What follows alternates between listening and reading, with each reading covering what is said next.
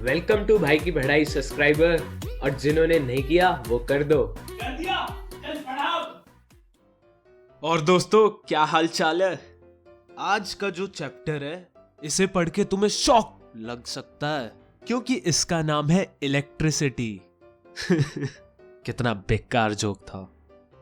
वैसे सच्चाई तो ये है, इसे पढ़ोगे तो शॉक तो नहीं लगेगा, लेकिन अगर नहीं पढ़ोगे तो पक्का रिजल्ट आने के बाद पहले घर वालों को शॉक लगेगा, फिर वो तुम्हें तगड़ा वाला 440 वोल्ट का शॉक दे देंगे। चलो तो शुरू करते हैं। इलेक्ट्रिसिटी के बारे में तो सबको पता होगा यहाँ पे।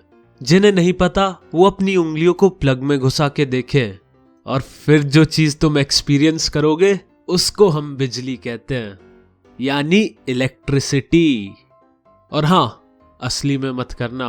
अगर करना हो तो वो मच्छर मारने वाले रैकेट के साथ ट्राई करना। तो हमें ये तो पता है कि दो टाइप के चार्जेस होते हैं, पॉजिटिव और नेगेटिव। तो जब ये चार्जेस एक तार से जाते हैं तब इलेक्ट्रिसिटी प्रोड्यूस होती है। तो पॉजिटिव चार्ज होता है प्रोटॉन्स में और नेगेटिव होता है इलेक्ट्रॉन्स के पास। तो अब मैं तुम्हें कुछ एक्स्ट्रा बातें बताऊंगा जो सिलेबस से बाहर हैं। ये थोड़े से हाई लेवल की बातें हैं, तो ध्यान से सुनना।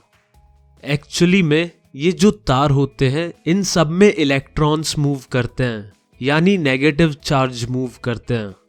मान लो ये तार है जो ए से बी प्लेस तक जाता है, और यहाँ इलेक्ट्रिक करंट का डायरेक्शन भी ए से बी है। तो जब हम कहते हैं कि इलेक्ट्रिसिटी ए से बी जा रही है, तो हम मानते हैं कि पॉजिटिव चार्ज ए से बी प्लेस तक जा रहा है। लेकिन असलियत तो ये है कि पॉजिटिव चार्ज यानी प्रोटॉन्स तो कभी मूव ही नहीं करते, बल्कि इलेक्ट्रॉन्स मूव करते हैं।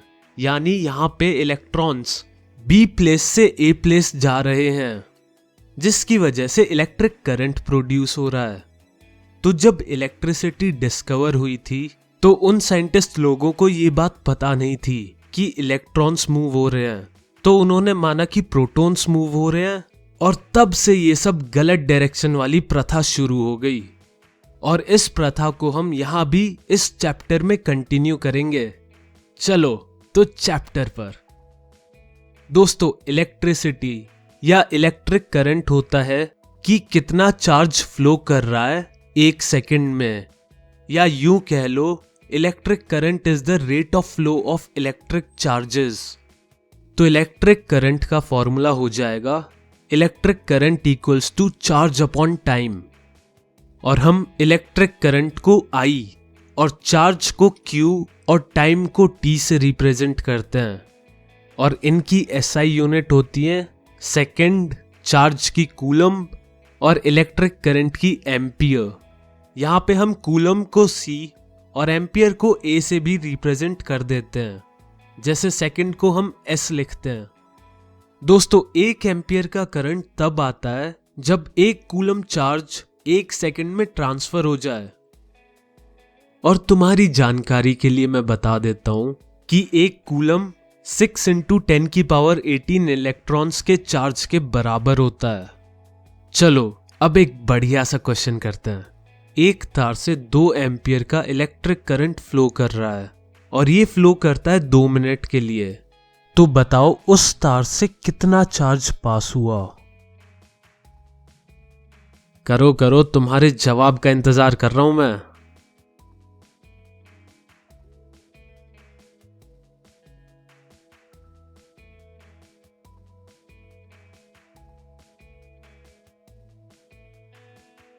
चलो अब देखते हैं कि तुम्हारा आंसर सही था या नहीं।